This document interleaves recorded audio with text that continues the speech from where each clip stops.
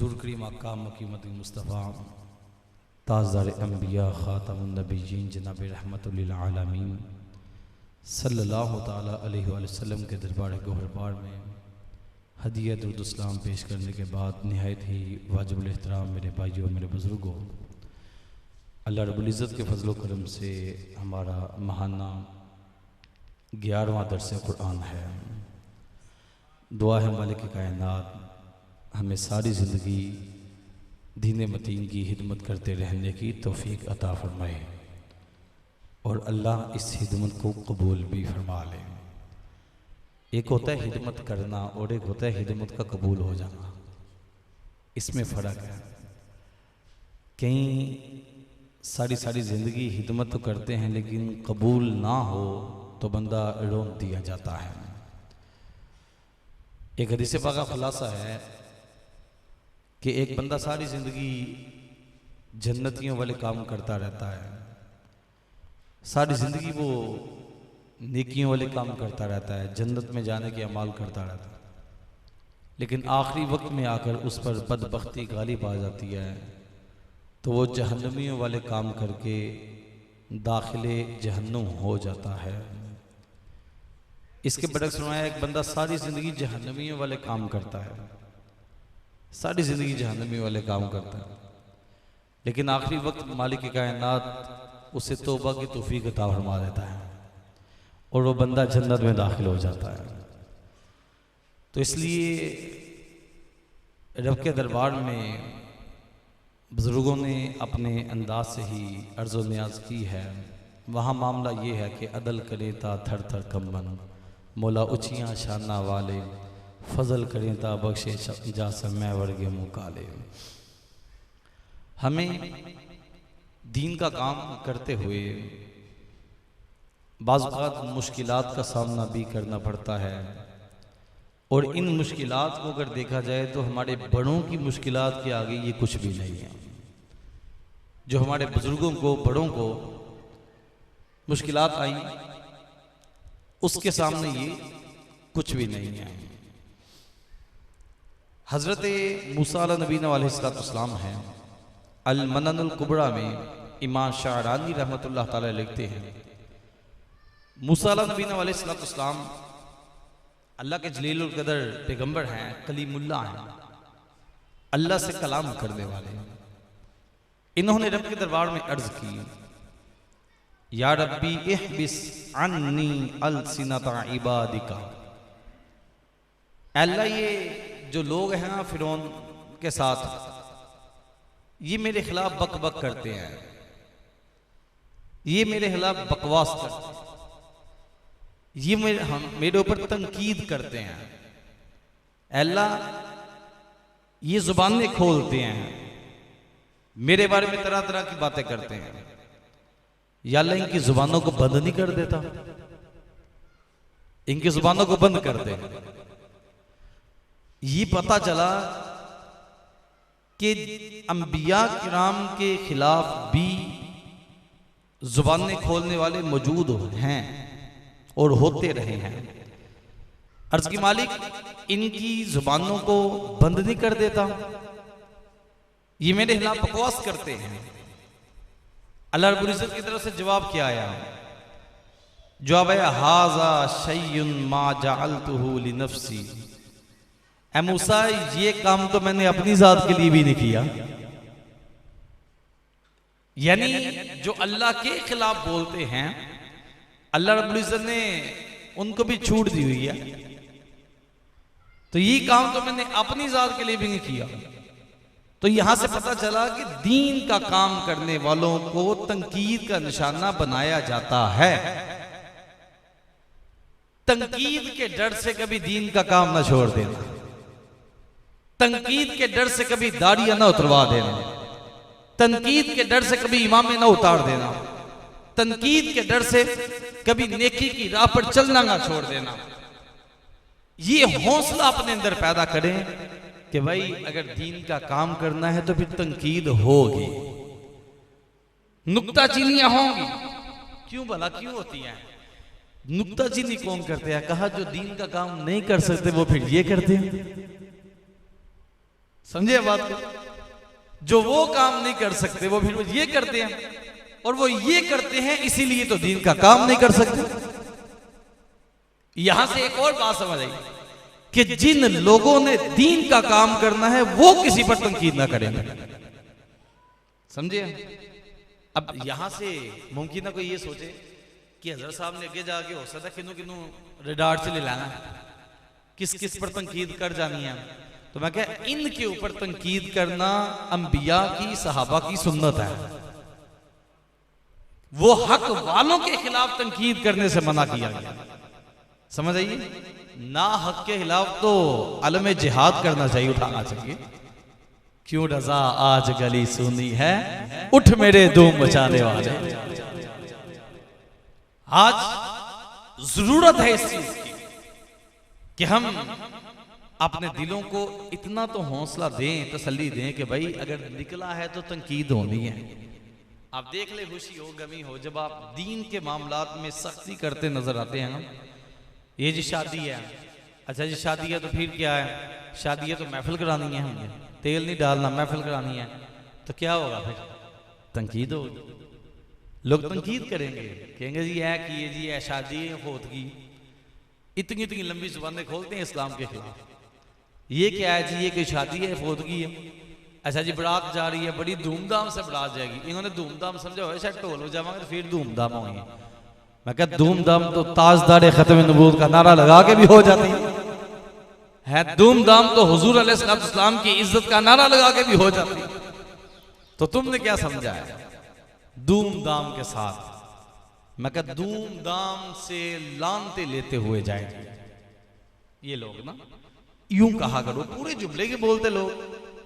मैं कहता रोटी तो आपने बाद में खानी है तो पहले ही पूरे जुमले बोलो, ये क्यों खा जाते हो? पहले पूरे बोलो। तो ये रब्बे कायनात ने हजरत मूसा कलीमुल्लाह अला नबीना अलैहिस्सलाम से फरमाया, ऐ मेरे कलीम ये काम मैंने अपने लिए भी नहीं किया कि लोगों की जुबानें बंद कर लें। यही वजह हुई कि जिन लोगों ने बाबा को कोई शय नहीं माना, उनके बड़े लिखते रहे कि माज़अल्लाह झूठ भी बोल सकता है, वो लिखते रहे। अल्लाह रब्बुल इज्जत गुनाह भी कर सकता है माज़अल्लाह, वो ऐसी ऐसी बातें लेकर आते रहे। तो रब्बे कायनात ने लगाम ढीली छोड़ी, हम मौका दिया, कहा जाओ देख लेते हैं क्या। समझे बात को? तो यहां से ये बात काबिल गौर है, इसे समझना चाहिए। अब मैं मुताला कर रहा था आज सुबह बैठकर, तो मेरे सामने से एक रिवायत गुजरी, आपके सामने रखता हूं। हजरत सैयदना फारूक आजम रज़ियल्लाहु ताला अन्हु आप बैतुल मुकद्दस फतह करने के लिए जब जा रहे थे, क्योंकि उन बैतुल मुकद्दस के अंदर जो ईसाई थे ना, उन्होंने कहा था हमने अपनी किताब में पढ़ा है बैतुल मुकद्दस को जो जात फतह करेगी उसकी निशानियां क्या है, उनका कद कैसा होगा, उनका रोब और दबदबा कैसा होगा, उनका बोलने का अंदाज कैसा होगा, उनके चेहरे की रंगत कैसी होगी, उनका कबीला कौन सा होगा, उनका इलाका कौन सा होगा। यहां से पता चला अल्लाह ने मूसा अपना पहली की किताबों में हजरत सैयदना फारूक आज़म रज़ियल्लाहु अन्हु की अलामतें भी बयान फरमाई है। समझे?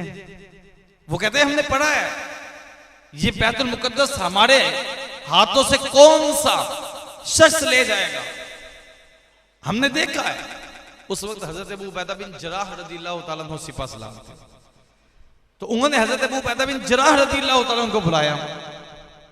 उनके बड़े पादरी ने कहा कि ये मुसलमान हमसे शिकस्त नहीं खा रहे, ये लगातार हमले करते जा रहे हैं, इतने दिनों से इन्होंने हमारा मुहासरा किया हुआ है, इनका जो लीडर है उसे बुलाकर लाओ, देखो कहीं वही तो नहीं है।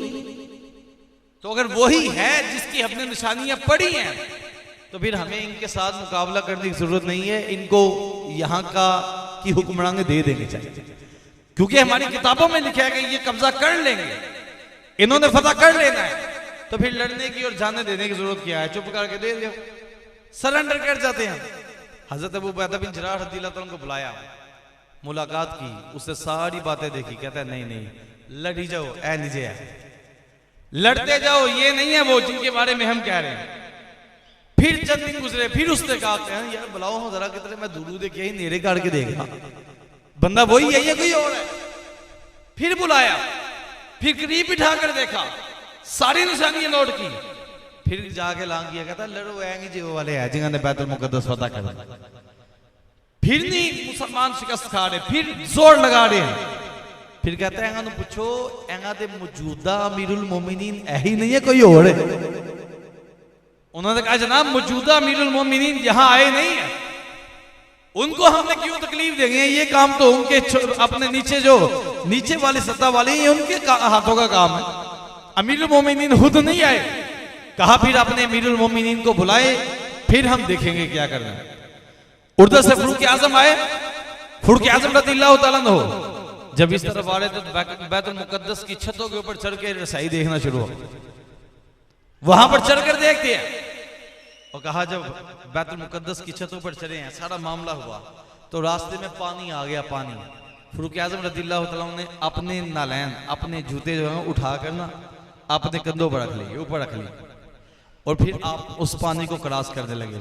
हजरत अबू उबैदा बिन जर्राह रज़ियल्लाहु ताला अन्हु कहने लगे कि या अमीरुल मोमिनीन आप अपने कंधों से जूता नीचे उतार लें, ये बात मुझे मुनासिब नहीं लग रही, क्योंकि ये आपके शायाने शान नहीं। समझे हम? आज यकीन जाने 4 बंदे जूता उठाने के लिए मौलवियों ने रखे होते हैं साहब। समझे बात को? तो कहा या अमीरुल मोमिनीन जी आपके शायाने शान नहीं, आप अपने जूते को उठाकर कंधों पर रख लिया, ये आपकी इज्जत के लायक नहीं है, आपके मनसब स्टेटस के लायक मुझे मुनासिब नहीं लग रहा। उनकी तो अपनी मोहब्बत थी, उनका अपना प्यार था।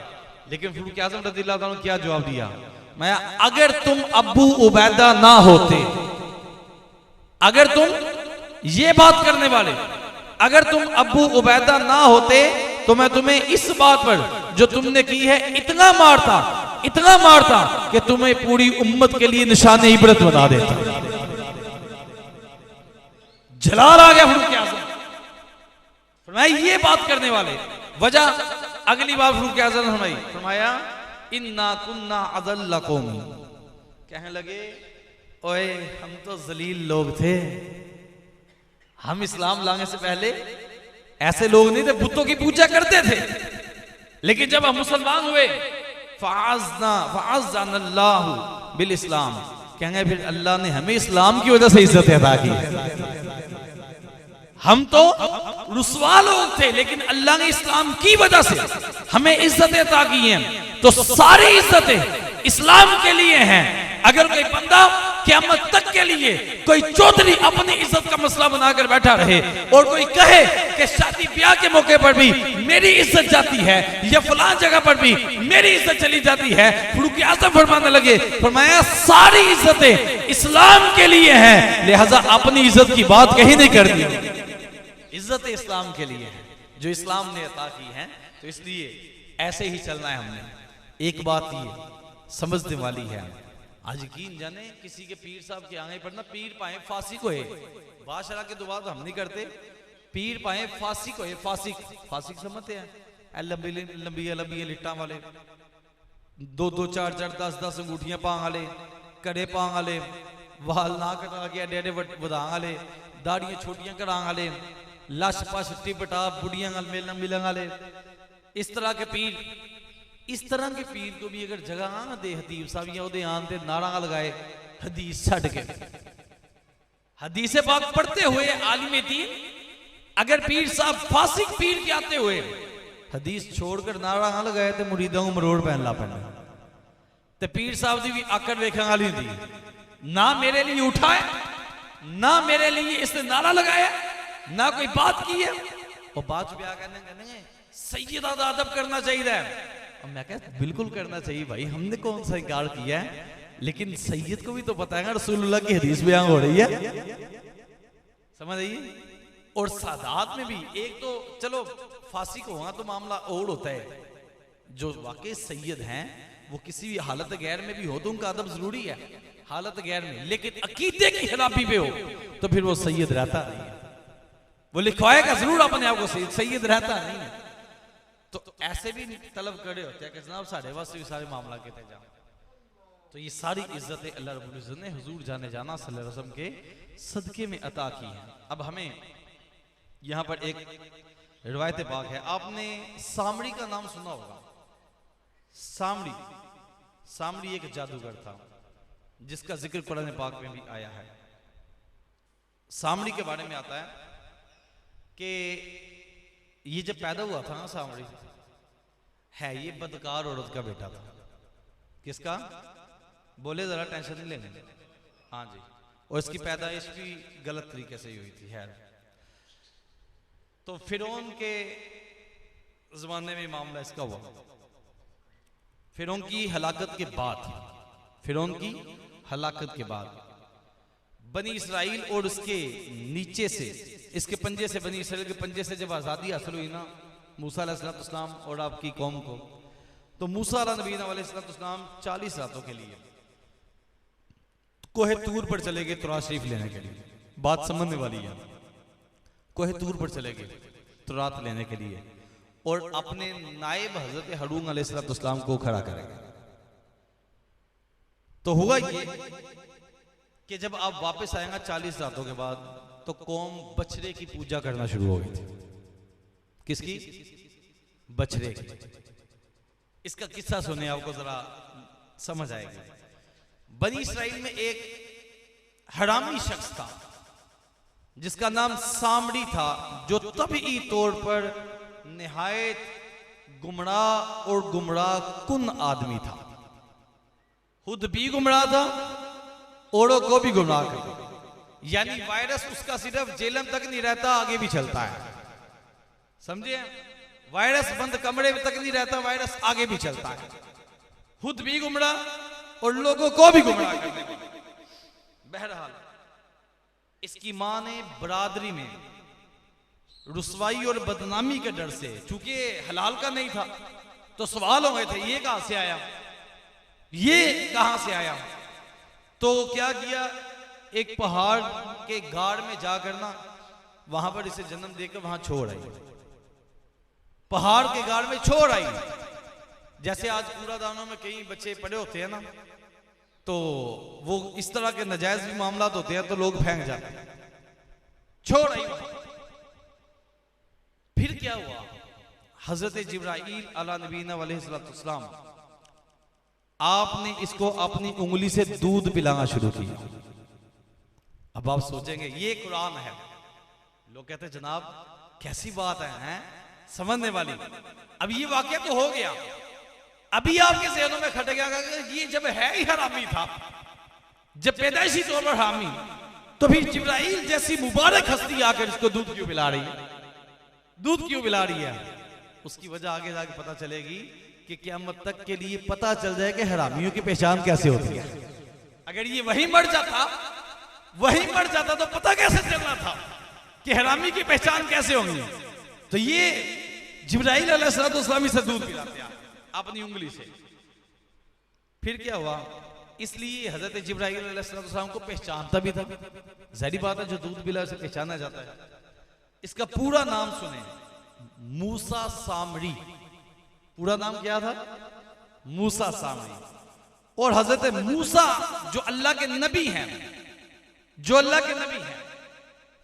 मूसा सामरी को हजरत जिब्राइल अलैहिस्सलाम ने पाला और हजरत मूसा अलैहिस्सलाम की परवरिश फिरौन के घर में हुई। उसको पाला मूसा सामरी को जिब्राइल अलैहिस्सलाम ने, जो मासूमीन हैं, जो मासूम हैं, फरिश्ते हैं, नूरियों के सरदार हैं, मूसा सामरी को उन्होंने पाला। और मूसा कलीम जो बदनामे जमाना था, रुसवाए जमाना था। अच्छा जी, फिर क्या हुआ, मगर खुदा की शान के फिरौन के घर परवरिश पाने वाले मूसा अलैहिस्सलाम तो खुदा के रसूल हुए और जिब्राइल अलैहिस्सलाम का पाला मूसा सामरी काफिर हुआ और बनी इसराइल को गुमराह करके उसने बछड़े की पूजा पर लगा दिया। तो इस बारे में अब ये हुआ कि जिब्राइल अलैहिस्सलाम आप इसकी परवरिश करते और इसने क्या किया, जिब्राइल अलैहिस्सलाम के घोड़े के कदमों से कुछ हाथ उठाकर संभाल लिया।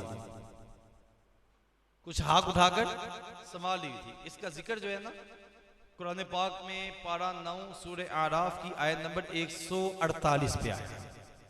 ठीक है, ये याद कर लीजिएगा, पारा 9 सूरह आराफ की आयत नंबर 148, ताकि कोई ये ना कहे शायद मौलवी साहब अपनी तरफ कोई कागज ना करे। और ये तफसीर सावी की बात कर रहा हूं जो मैं आपके सामने कर रहा हूं, तफसीर की रूह से। तो मूसा अलैहिस्सलाम जो थे ये चले गए तौरात लेने के लिए। हजरत हारून अलैहिस्सलाम कौम पर मुकर्रर हुए और पीछे से सामरी ने क्या किया, सामरी ने सारी कौम से हीरे जवाहरात सोना चांदी इकट्ठा करके उसको आग में पिघलाया और उसका बछड़ा बनाया, गाय का बच्चे की तरह का बछड़ा बनाकर जिब्राईल अलैहिस्सलाम के घोड़े के कदमों से लगी हुई जो हाक थी वो उस बछड़े के मुंह में डाली तो वो बछड़ा बोलना शुरू हो गया, बछड़ा बोलना शुरू हो गया। इसमें निशानियां हैं अक्ल वालों के लिए, इसमें निशानियां हैं अक्ल वालों के लिए, समझने वालों के लिए। वो बोलना शुरू हो गया। तो मूसा अलैहिस्सलाम के बाद इसने लोगों को कहा कि मूसा अलैहिस्सलाम तो गए हैं अपने रब से मिलने के लिए, लेकिन तुम्हारा रब तो ये बछड़ा है। वो कलाम करता था। अब पता ये चला जब हमारी कौम कोई अजीब बात सुनती है या अजीब चीज देखती है तो फौरन ही मटू हो जाती है, फौरन ही। ये उन लोगों का अंदाज था, फौरन ही मटू हो जाते हैं। ओए किसे मौलवी को नहीं छड़ रहा, ओए होए होए होए होए वो सारे के खिलाफ बोल रही, वो किसे को नहीं छड़ता, वो पता ही कोई नहीं चल रहा। इसका अब्बा कहां से था, इसकी अम्मा कहां से था, इसका दादा कहां से था, इसके ननियाल कहां से है, इसके ददियाल कहां से है, कोई पता नहीं चलता। ओए होए होए होए होए ओए को पीर जनाब एडी एडी लिटा रखियां, और कभी किसी के मुंह से वो जनाब पिस्तौल का कोई हिस्सा निकाल लेता है, कभी आंखों से सुइयां निकाल देता है, कभी कील निकाल देता है, सारा कुछ निकाल के ओए होए होए बड़ी अजीब चीज है जनाब, चलो जी दौड़ते उठे दौड़ चलो। ये कौम जो है अभी तक कुरान को पढ़ा होता तो समझ जाती कि जैसे सामरी के बछड़े को देखकर लोग गुमराह हो गए थे, वैसे क़यामत तक के लिए आने वाले ऐसे शौबतेबाजों को देखकर लोगों ने गुमराह हो गए। और अगर दरसे कुरान अगर तुमने ना बुलाया होता, ये जमाना ना जमाने में दिखाया होता, वो मुअज़्ज़िज़ से जमाने में मुसलमान होकर और हम हार हुए तारीख़ कुरान होकर जब कुरान की तालीमात से दूर हुए तो फिर पता ही नहीं चला कि किस तरह बंदा गुमराह हो जाता है। यहां से समझे सामरी ने क्या किया, उसने जिब्राईल अलैहिस्सलाम के घोड़े के कदमों से, जिब्राईल के कदमों की नहीं, जिब्राईल अलैहिस्सलाम के घोड़े के कदमों, बात को मैं बार बार इसलिए पीस रहा हूं तो बात समझ जाएंगे आप। घोड़े के कदमों यानी उस घोड़े को जिब्राईल अलैहिस्सलाम से निस्बत थी, समझे, और उस मिट्टी को जिब्राईल के घोड़े के कदमों से निस्बत थी। ये पढ़े थे जिन्हों निस्बत पाका दी मिल जाए वो जन्नत ही है, पावे कुत्ता हुए बैठा कोई गाड़ दे बुए दे, अगर ताल्लुक वास्ता बन जाए तो मामला क्या होता है। इधर ये हुआ कि सामरी का बछड़ा जो है, सामरी का जो बछड़ा बनाया उसके मुंह में मिट्टी डाली, मिट्टी डाली कौन सी, जिब्राईल अलैहिस्सलाम के घोड़े के कदमों से ली हुई। अच्छा जी, कदमों से ली हुई वो सोने चांदी का बना हुआ, वो बोलना शुरू हो गया, कलाम करना शुरू हो गया, वो सोने चांदी का बना था। मुझे बताएं आजकल के जो लोग कहते हैं ना 11 साल बाद किस तरह बाढ़ निकल आई सी हैं, 11 साल बाद डूबी हुई किस तरह तट जाती है, ये कहते हैं इसको अकल के तराजू पर लाते हैं। मैं कहता हूं सवाल है तुम्हारे आगे, सवाल है क़यामत तक के लिए, बताओ फिर ये बछड़ा कैसे बोल पड़ा था, ये बछड़ा कैसे बोला था। जिब्राईल अलैहिस्सलाम के घोड़े के कदमों से लगी हुई मिट्टी एक बछड़े के मुंह में डाली गई जो सोने और चांदी का बना हुआ है, एक स्ट्रक्चर है, उसके मुंह में डाले वो बोलना शुरू हो गया। कहा ये कैसे बोला था, वो कहेंगे जनाब ये तो उनकी करामत है, ये मूसा अलैहिस्सलाम के घोड़े के कदमों की करामत, और इसकी तरफ से कह देंगे शौबतेबाजी है। मैं कहता तुम जिब्राईल अलैहिस्सलाम के घोड़े के कदमों की करामत को मानते हो तो मेरे गौसे पाक की करामत को नहीं मानते हो, जो हुजूर अलैहिस्सलाम की आल औलाद में से है, हुजूर अलैहिस्सलाम की उम्मत के औलिया में से है, सैयद है औलिया के। कहा इनकी करामत को क्यों नहीं मानते। यहाँ क्या होता है, वो कोई अलग से कुरान पाक में इनका जिक्र थोड़ी जाना था, बस समझाना ये था कि अगर ये सामड़ी की तरफ से जिब्राईल अलैहिस्सलाम के घोड़े के कदमों की मिट्टी की इस शान को मान लेने वाले इस बात को समझ ले, आगे क़यामत तक आने में मेरे हुजूर के जो उम्मती है उनके कदमों की हाँक से भी रब्बे कायनात ने बड़ों को शिफा अता कर देनी, बड़ों पर करम कर देना है। लेकिन अकल होती तो खुदा से लड़ाई लेते, ये घटाएं उसे मंजूर बढ़ाना तेरा। और आला हजरत जगा रहे हैं आपको। आला हजरत कहता है सोना जंगल रात अंधेरी छाई बदली काली है, सोने वालों जागते रहियो चोरों की रखवाली है। और साथ आप फरमा रहे हैं ऐ नौजवानों उठ रजा क्यों आज गली सुनी है, उठ मेरे धूम मचाने वाले, क्यों रजा आज गली सुनी है, उठ मेरे धूम मचाने वाले। उठना चाहिए, मेरे नौजवान को बेदार होने की जरूरत है, हमें इस वक्त बेदारी का दर्स चाहिए। तो ये एक मामला हुआ। एक तो हमें यहां से इस बात का पता चला। फिर मूसा अलैहिस्सलाम जब वापस आए ना, तो आपने वापस आकर जब देखा कि कौम जो है ये बछड़े की पूजा करना शुरू हो गई, तो आपने हजरत हारून अलैहिस्सलाम के दाढ़ी और सर के बालों को पकड़ लिया। आपने तौरात की तख्तियों को जलाल में आकर नीचे रखा और हजरत हारून अलैहिस्सलाम की दाढ़ी और बालों को पकड़ लिया। काल इब्नु उम्मा इन्नल कौमस तदअफूनी, वो कहने लगे ऐ मेरे माँ जाए कौम ने मुझे कमजोर पाया, ऐ मेरे माँ जाए कौम ने मुझे कमजोर समझा और करीब था कि मुझे मार डालते, कत्ल कर देते, तो मुझ पर दुश्मनों को ना हंसा और मुझे जालिमों में ना मिला। ये इनके दुश्मन हंसेंगे कि देखो जी भाई भाई लड़ पड़े हैं, देखो भाई भाई लड़ रहे हैं, हमने इनको लड़ा दिया है। यहां से ये भी पता चला जब भाई भाई लड़ते हैं तो दुश्मन खुश होता है, दुश्मन खुश होता है। तो ये मौके ही देने चाहिए लोगों कि वो बातें करें इस बात पर। भाई भाई लड़ा कर लोग खुश होते हैं, तो ये कहने लगे लोगों को हम मुझ पर ना हंसा, मौका ना दे। और अगली बात हजरत हारून अलैहिस्सलाम को जब आपने छोड़ा, यहां से ये भी पता चला हजरत हारून अलैहिस्सलाम के अंबिया की सुन्नत है चेहरे पर दाढ़ी सजा लेना। दाढ़ी पकड़ी और सर के बाल पकड़े। तो आपने जब उज़र पेश किया तो यहां से दो चीजें हमें पता चली। एक तो मैंने आपके सामने रख दी कि इससे उलमा को सबक हासिल करना चाहिए। उलमा को जब कौम हलाकत की तरफ जा रही हो तो फिर उलमा को जरा आवाज जोरदार लगानी चाहिए, दबका जरा डाटा चाहिए, फिर दाबा जोर का होना चाहिए।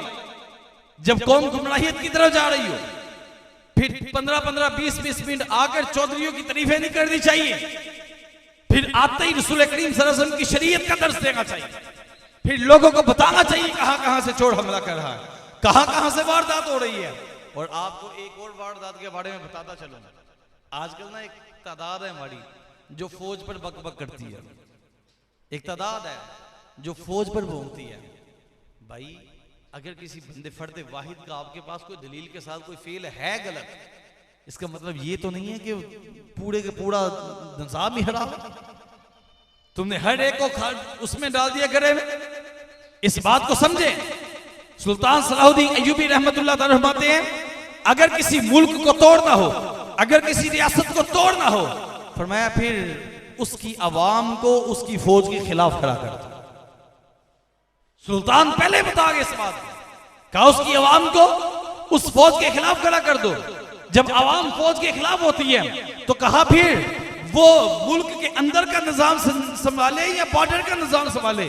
फिर मुल्क टूटते हैं, फिर निजाम खराब होते हैं, फिर रियासतें टूटती हैं, फिर मामला खराब होते हैं। तो हम मुल्क बचाने वाला काम नहीं, जहां कोई फौजी मिले दोनों हाथों से सलूट करके अपने बच्चों को बताओ कि भाई ये मुहाफिज है हमारी जानों के। जब हम यहाँ ईद की खुशियां मना रहे होते हैं और ईद मिलन पार्टियां कर रहे होते हैं, रब्बे कबा की कसम अपने घर बार को छोड़कर ये बॉर्डर पर सीना तान कर हमारी हिफाजत के लिए खड़े होते हैं। कहते तमाम मुसलमान अमन और अमान से ईद की खुशियां मनाए, हम है ना अपने घर वालों से दूर रहने वाले। हमने कुर्बानी दी इस बात की, ये कुर्बानी देने के लिए वहां पर होते हैं। जब जरूरत पड़ती है मुल्क के लिए तो सबसे ज्यादा खून इनका बहता है, सबसे ज्यादा इनका बहता है। तो कहा एक तो कौम को इसके खिलाफ किया गया और इससे पहले भी एक फौज थी जिसके खिलाफ कर दिया हमने। वो फौज कौन सी है? वो सोल्जर आपके दीनदार तबका है, दीनदार तबका जिसे आप मौलवी बोलते हैं, जिसे आप मौलवी बोलते हैं ए जी मौलवियां दीन बड़ा खराब कर रहे हैं, ए जी मौलवियां नुकसान बड़ा कर रहे हैं, ए जी मौलवी बख्शे गए थे असी भी बख्शे जावांगे, मौलवियों तो पहले असी जावांगे। ये बातें ये जो लोगों के कानों से जुबानों से ये कानों में आती हैं, जुबानों से सुनने को मिलती हैं कि ये मौलवी बख्शे गए तो हम बख्शे जाएंगे। आपको पता है कितनी बड़ी साजिश है ये, कितनी बड़ी साजिश है इसके पीछे। लोगों को मौलवियों के खिलाफ करना, लोगों को दीनदार तबके के खिलाफ करना, आज तंकीद का निशाना मिनट में बना लेते हैं। जी मौलवी ये करते हैं, मौलवी वो करते हैं। मैं फिर कहता हूँ, मैं कहता हूँ पांचों उंगली बराबर नहीं होती। जिनको तुम मौलवी समझ रहे मुमकिन है वो मौलवी हो ही ना, वो कोई कनाडा का नेशनैलिटी होल्डर हो। जिसको तुम मौलवी समझ रहे वो कोई कैनेडियन हो, जिसको तुम मौलवी समझ रहे वो किसी और जगह से आया हो, जिसको तुम मौलवी समझ रहे वो मस्जिद का सिर्फ इमाम हो, सिर्फ हाफिज़ कुरान हो, उससे दीन को पढ़ा ही ना हो, उसको शरीयत का पता ही ना हो। जिसको तुम मौलवी समझ रहे उससे 3 महीने का कोर्स करके, खताबत का कोर्स करके वो मिंबर रसूल पर आ गया हो, लोगों को जो है वो अपनी सुरीली आवाज के लक्षण में लेकर लोगों को अपने पीछे लगा लिया हो। जिसको तुम मौलवी समझ रहे उसको शरीयत का पता ही कोई ना हो। फिर होता क्या है, नुकसान ये होता है 3-3 महीने की खताबतें उनको हम मुफ्ती समझ लेते हैं, 3-3 महीने के मौलवी उसको हम मुफ्ती समझ लेते हैं। फिर इनके पास आते हैं फतवा लेने के लिए, जनाब 3 तलाकें दे दी हैं, बंदे ने अब क्या करें। तो फिर यही मुफ्ती जो होता है ना, जो बिल्कुल मुफ्त ही होता है, वो कहता है मेरी हताबत मेरी मुफ्तियत ज़ायल हो जाएंगी है अगर मैं सुलह ना करवाई। वो कहता है तुम ऐसा करो, तुम 60 मस्कीनों को खाना खिला दो, 3 तलाकें होने के बावजूद भी अपनी मुफ्तियत बचाने के लिए ये 2 नंबर मुफ्ती जो है ये सुलह का फतवा देकर चला देते हैं। और उस सुलह के बाद जो बदकारी होती है, जो जिना होते हैं, उसके बाद फिर जो बच्चे पैदा होते हैं वो फिर कहते हैं बाबे दशाई कोई नहीं, वो कहते हैं फिर बाबे दशाई कोई नहीं, क्योंकि पैदाइश में खराबी, पैदाइश में खराबी असल में। तो हमें समझना होगा इस बात को यार, बात करने वाली कि हम इनके खिलाफ करते चले जाए। तो अहले इल्म तबके के खिलाफ करना इन लोगों का वतीरा बन गया। तो एक है अहले इल्म दिखता है, एक अहले इल्म होता है। अगर हाली अहले इल्म दिखने बड़ी बात हो तो शैतान से बड़ा आलिम कौन था, जो फरिश्तों का भी उस्ताद बन चुका था, समझे। लेकिन अहले इल्म होना ये आदम अलैहिस्सलाम को अल्लाह ने हाथ आता फरमाया था। तो हमें समझना होगा इस बात को, अपने उलमा के खिलाफ ना हो कभी भी। अपने उलमा हम दूर हो जाते हैं। जब किसी प्यासे को कहा जाएगा कि भाई इस कुएं के करीब ना जाना, मर जाओगे, तबाह हो जाओगे, तो प्यासा फिर इर्द गिर्द चक्कर लगाता हुआ प्यासा मर जाएगा, कुएं के अंदर से सैराब नहीं हो पाएगा। जब कह दिया कि उलमा के पास आ जाएगा, जब कह दिया कि मौलवियों के पास आएगा, मौलवी यूं करते हैं वो करते हैं, तो भाई फिर क्या होगा, फिर ये प्यासे जो हैं इल्म के ये दर बदर की ठोकरें खाते फिरेंगे, ये यूं ही भटकते हुए ईमान को जायल कर देंगे। अब एक हदीस पाक का खुलासा अर्ज करने लगा। मेरे करीम आका सल्लल्लाहु अलैहि वसल्लम हमारे अली शान हुक्म है, फरमाया क़यामत वाले दिन जो आंखें जन्नत में जाएगी उनमें से एक आंख वो वाली है जो जन्नत में जाएगी जो जगराफी हदूद का पहरा देने वाली है। जगराफिया किसी मुल्क का जगराफिया होता है ना, ये हद है, उसका जो पहरा देती है ना आंख, जो पहरा देती है वो आंख जन्नत में दाखिल कर दी जाएगी। कल ही आखने की लाइन जाएगा पूरा बंदा ही जाएगा जनाब, समझे। वो बंदा जन्नती है जो पाकिस्तान के बॉर्डर पर हुजूर अलैहिस्सलाम की मोहब्बत लेकर खड़ा है, वो बंदा जन्नती है। जो पाकिस्तान के बॉर्डर पर इस्लामी हदूद का पहरा देने के लिए खड़ा है, कहा वो तो जन्नती है। जो जगराफी हदूद का पहरा दे और जो नजरियती हदूद का पहरा दे, जो लोगों के जानों पर पहरा दे वो जन्नती, और जो लोगों के ईमान बचाने के लिए पहरा दे, बताएं जान की ज्यादा कीमत है, ईमान की ज्यादा कीमत है? ईमान की ज्यादा कीमत है, अल्हम्दुलिल्लाह। तो जो ईमानों पर पहरा दे रहे हैं, अब जब हमने जानों पर पहरा देने वालों के खिलाफ किया लोगों को, तो फिर जाने जाती हैं। और जब ईमानों पर पहरा देने वाले उलमा के खिलाफ किया लोगों को, फिर ईमान जाते हैं। फिर जिसका दिल करता है बंद कमरे में बैठकर जिसका मर्जी बोलना शुरू कर देता है, फिर ईमान जाते हैं। इसलिए इनके खिलाफ ना हो, इनकी कदर करें, इसको समझे। अब ये जुमला कि ये शय कोई नहीं यार बात करने वाली।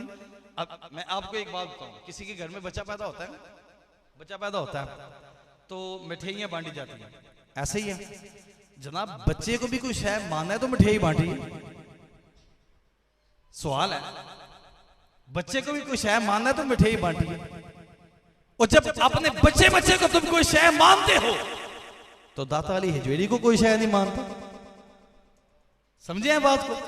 जब बच्चे को शय माना जाता है, बल्कि बड़ी माजरत के साथ मिसाल डाडी देने लगा, किसी के घर में 4 टांग वाला जानवर भी होगा पालतू, वो भी बच्चा दे तो उस पर भी लोग खुश होते हैं। समझे? उसके बच्चों को भी पाल वो माना जाता है कोई शय हुई है, अगर कोई शय है भाई। यहां एक चींटी चल रही होगा तो चींटी को भी लोग शय मानते हैं कि ये भी कोई शय है।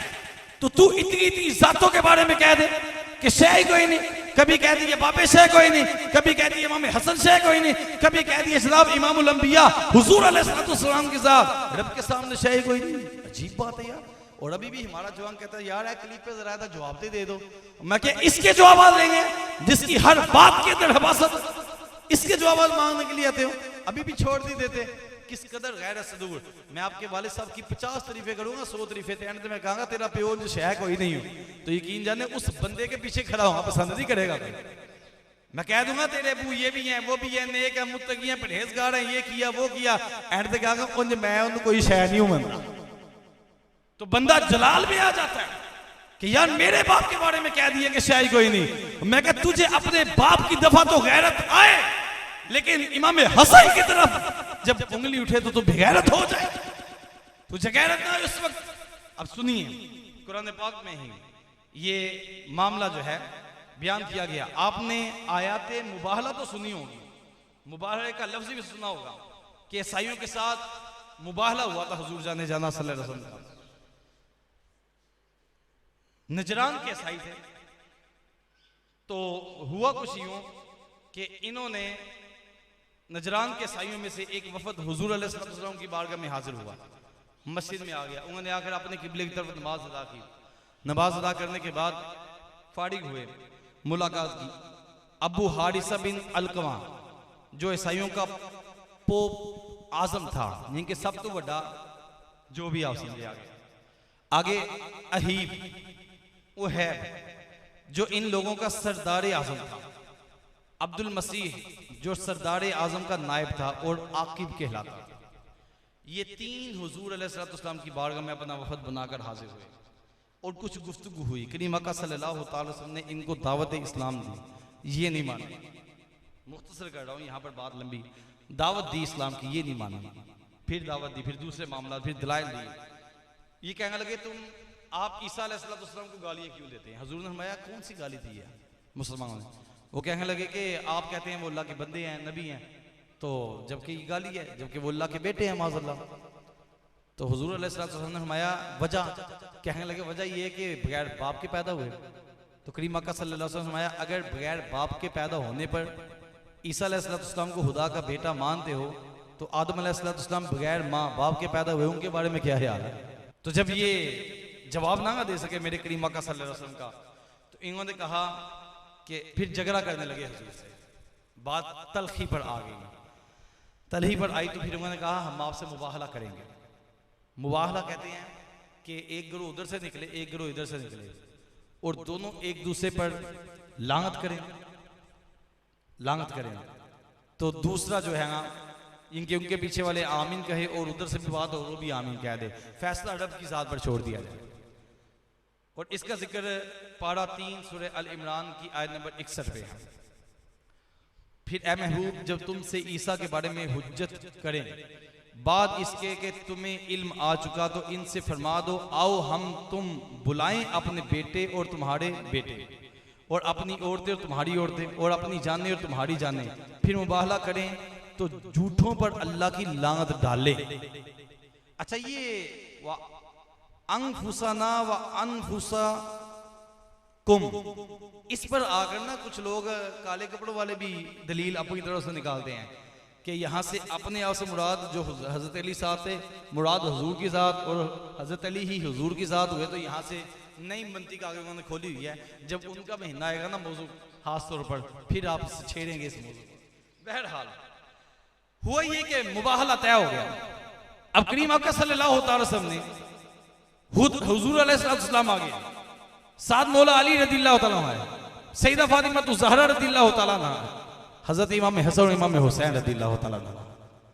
ये पंज तन पाक जिन्हें हम कहते हैं, पंज तन पाक करीम आका सल्लल्लाहु अलैहि वसल्लम, इनको लेकर हजरत सैयदा कायनात मौला अली के पीछे हैं, यानी मामला पर्दे में हैं, अब चलते आ रहे हैं। अब ये पंज तन पाक जब चलते आ रहे, दूर से ईसाइयों के पादरी ने देखा, उसने कहा ये जो पांच आ रहे हैं हमारे साथ मुबाहला करने आ रहे हैं। उसने जो कैफियत देखी वापस गया, ईसाइयों को कहने लगा तुम्हें खुदा का वास्ता है मुसलमान हो जाओ। वो कहने लगे मुसलमान नहीं होंगे। कहा इनके साथ मुबाहला ना करना, अल्लाह की कसम जो शक्लें मैंने देखी, जो सूरतें मैंने देखी हैं, अगर इन्होंने तुम्हारे खिलाफ लानत कर दी तो रब्बे काबा की कसम क़यामत तक एक भी ईसाई बाकी नहीं रहेगा, एक भी ईसाई बाकी नहीं रहेगा। जो शक्लें, जो चेहरे, जो सूरतें मैं देख रहा हूं, इनके ऊपर अल्लाह की रहमतें इतनी है, अल्लाह का करम कितना है। बताएं इन हस्तियों के अंदर इमामुल अंबिया है थे या नहीं थे? है थे या नहीं थे? मौला अली है थे नहीं थे? सईदा पाक है थी नहीं थी? इमाम हसन है थे या नहीं? इमाम हुसैन है तो नहीं? सारे है थे, ये पांचों थे। अब कहा जो बंदा ये बात करे कि ये शय कोई नहीं, इमाम हसन शय कोई नहीं, मुझे पता है वो इन ईसाइयों से बड़ा बदकार है या नहीं?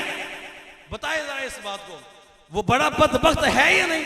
इस ईसाई को समझ आ गई, इसको समझ आ गई ये जो आ रहे हैं ये कोई शय है, ये कोई शय है।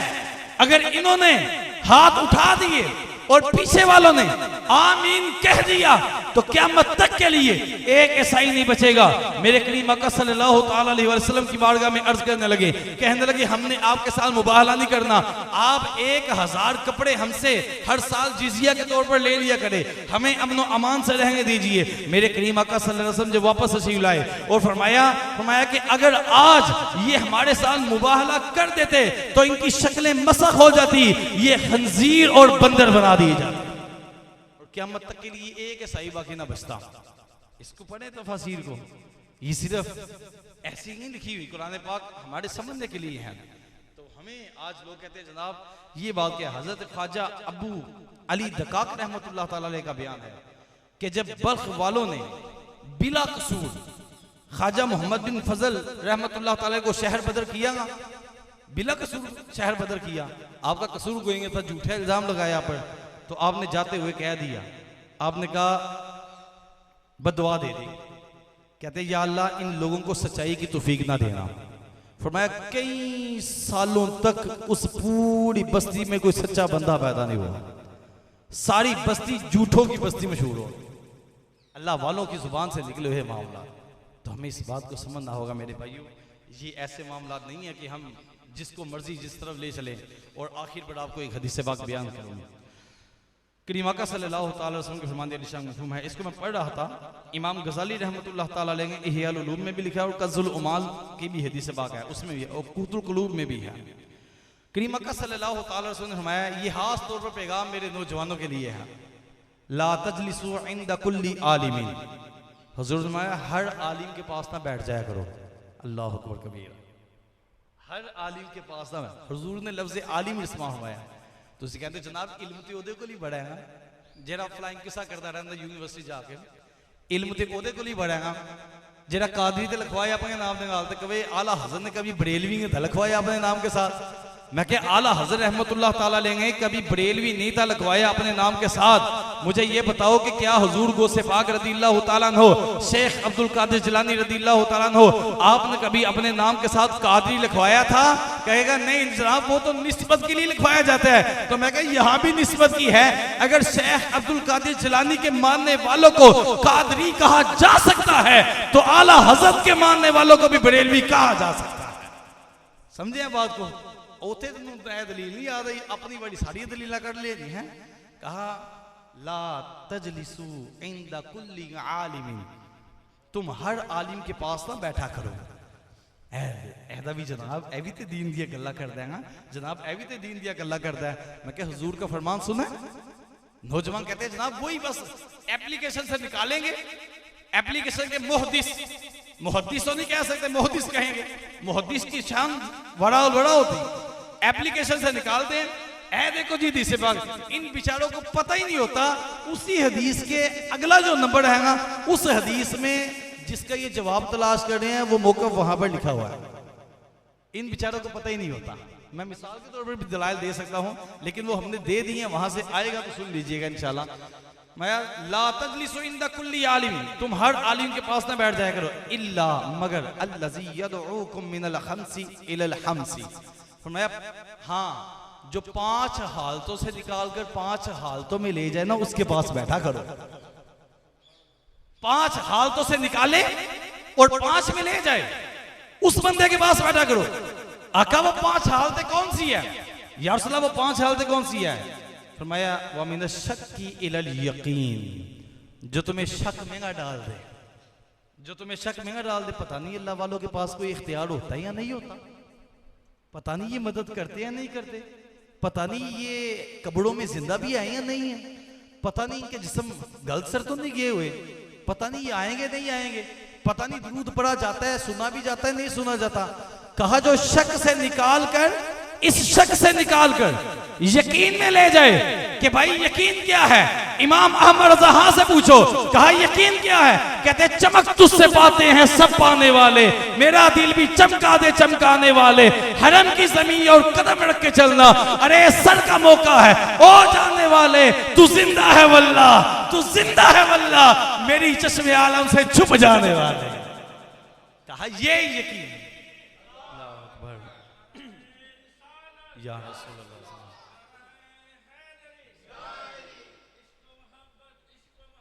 आला हजरत, आला हजरत, तुम शक व शुबहात वाले के पास ना बैठो, जो तुम्हें शक में डाल दे, जो तुम्हें तरह तरह की बातों में उलझा दे। शक क्या है? शक ये है, जी 2 लड़ते हैं तो एक तो हक पे होता ही है ना, लिहाजा जी एक तो हक पर होता है, लिहाजा ये जो हजरत अली के साथ जंग हुई, हजरत मेरे माविया की 2 लड़े, एक तो हक पर हुए, तो अल्लाह हुजूर ने फरमाया कि हमेशा हक अली की तरफ रहेगा, लिहाजा हजरत अली हक पर हुए, सामने वाले बातिल पर हुए, तो लिहाजा इस वजह से आकर इनका कसूर है, इन्होंने जो है ये काम किया, लड़ाइयाँ की, ये किया वो किया। मुझे एक बंदा कहने लगा 2 जब लड़ रहे हों तो एक तो हक पर होता है ना। मैं कहा यार ऐसा नहीं है, ऐसे भी हो जाता है कि गलत फहमी की बना से लड़ाई हो जाती है, गलती नहीं होती है, अंदर गलत फहमी होती है। उसे पता, मुझे पता था ये कहाँ पर लेकर जाना जाता है, किस गली में लेकर जाना जाता है, और जो माह तैयबा की बारगाह में जाने के लिए बैठा हुआ उसे पता होता है ये कहीं और गाड़ी डालने लगे हैं। तो मैंने उसे बोला यार ऐसे भी होता है, दोनों हक पर हों, एक का इज्तिहाद हो, इज्तिहादी हता हो जाए, गलत फहमी की बिना पर लड़ाई हो जाए। आगे से कहता है गलत फहमी है कौन पहुंचा है? मैं कहा टुहाड़े जे पहुंचे जनाब, जो अभी मुझे गलत फहमी डाल रहे हो, ये उस वक्त भी थे, ये उस वक्त भी थे गलत फहमी डालने वाले। कोई किसी सहाबी के बारे में शक में डाले, कोई किसी नबी के बारे में शक में डाले, कोई किसी वली के बारे में शक में डाले कि ये करेगा वो नहीं होगा, ये कैसे हो सकता है। मेरे हुजूर अलैहिस्सलाम का फरमान आज हर जवान इसे याद करके जाए, मैं ला तजलिसु इंदा कुल्ली आलिमीन, हर आलिम के पास ना बैठ जाया करो, इल्लल्लज़ी यदऊकुम मिनल हमसी इलल हमसी, हाँ जो 5 हालतों से निकालकर 5 के अंदर दाखिल कर दे। आका पहली हालत मया व मिन शक्की इलल यकीन, जो शक से निकाले और यकीन की तरफ ले जाए, उसके पास बैठ जाया करो, उसके पास बैठ जाया करो। तो क्लिप भी उसी का सुना करो जो यकीन दिलाए, यकीन दिलाए, शक में ना डाले। एक बात ये, दूसरी बात मिनल किबारी इलत तवादुई, जो तकब्बुर से निकाल कर आजिज़ी में ले जाए।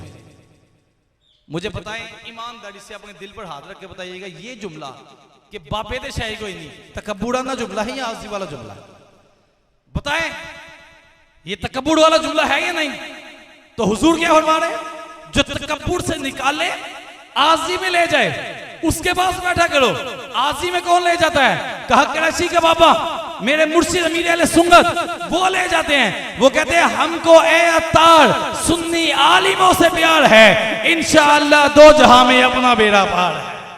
और साथ फरमाया हमको ए अत्तार बिशरे हाफी से भी प्यार है। इंशाअल्लाह दो जहां में अपना बेड़ा पार है। जो आजी की तालीम दे, जो आजी में ले जाए, कहा दरबार पर जाएं तो यूं झुक कर जाएं, अपने आप को खत्म कर दे। जब अल्लाह वालों की बारगाह में जाए तो खत्म कर दे। कहा आजी कैसी है? अर्ज की सैयदी आप मदीने में जाते हैं, मदीने जाते हुए वीडियो नजर आई, वापस आते हुए वीडियो नजर आई, सुनहरी जालियों के सामने वीडियो नजर नहीं आई। आपने फरमाया मुझे मैं हुजूर की सुनहरी जालियों के सामने जाता ही नहीं हूं। कहा क्यों नहीं जाते? कहते डर लगता है और शर्म आती है। आका कौन सा मुंह लेकर आपकी बारगाह में आऊंगा? वो मुंह जिसको देखकर लोग खुश हो जाते हैं, जिनको देखने के लिए आंखें तरसती हैं, वो उनकी आजी का ये आलम है। आजी की तालीम देते हैं, वो इज्जत और इंकिसारी की तालीम देते हैं। तो मुझे बताएं फिर जो तकब्बुराना बातें करे उसके पास बैठना है, जो आजी वाली बातें करे। हुजूर ने इस आलिम के पास बैठो, पहचान वंड डाली। और आगे सुनिए, तीसरे नंबर फरमाया वमिनल आदावती इलन नसीहती, जो तुझे दुश्मनियों से निकाल कर नसीहत की तरफ ले जाए। दुश्मनियों से निकाले तुझे। मुझे बताएं ऐसे लोगों ने जो आज बेअदबों का टोला चल पड़ा है, इन्होंने भाई को भाई का दुश्मन बनाया नहीं बनाया? ईमानदारी से बताइएगा। बीवी को हामन का दुश्मन बनाया नहीं बनाया? बाप को बेटे का दुश्मन बनाया नहीं बनाया? क्योंकि बेटा कह रहा है कि अबू जी बापे से कोई नहीं, बेटा कह रहा है, स्टेटस में लगाता है। तो बापा जब बूढ़ा हो जाता है 70 साल का, कहता है तो हुण सानू मंदा कोई नहीं है, साडे बाद जो हत्ता भी कोई नहीं दुआ एंदे बाद जो हत्ता भी कोई नहीं दुआ। तो जो तुम्हें दुश्मनी से निकाले, नसीहत की तरफ ले जाए, उस बंदे के पास बैठो, उस आलिम के पास बैठो, इनके पास ना बैठो, इनकी बातें ना सुनो। और क्लिप सुनना भी पास बैठ नहीं होता है मोहतरम, सोहबत इख्तियार करना है। और अगली बात वमिनर रियाई इलल इखलासी, जो तुझे रियाकारी से निकाले और तेरे अंदर इखलास को भर दे। जो तेरे अंदर इखलास भर दे, तुझे इतना आजिज कर दे, तू इखलास का पैकर बन जाए। ये ना कि मैं ते आई बड़ा, मैं ते आई असी ते आई बड़े शहाड़ा, जिथे दी सोचा शुरू दिया है खत्म होंदियां और तू साडियां सोचा शुरू दिया है। ऐसे रियाकारी के जुमले, ऐसे मुतकब्बिराना जुमले। और इस अंदाज से कहा नहीं, जो रिया से निकाले, जो तुझे तकब्बुर से निकाले और तुझे इखलास की तरफ ले जाए, तेरे दिल में इखलास पैदा करे, उस बंदे के पास बैठना। और आखिर फरमाया वमिनर रगबती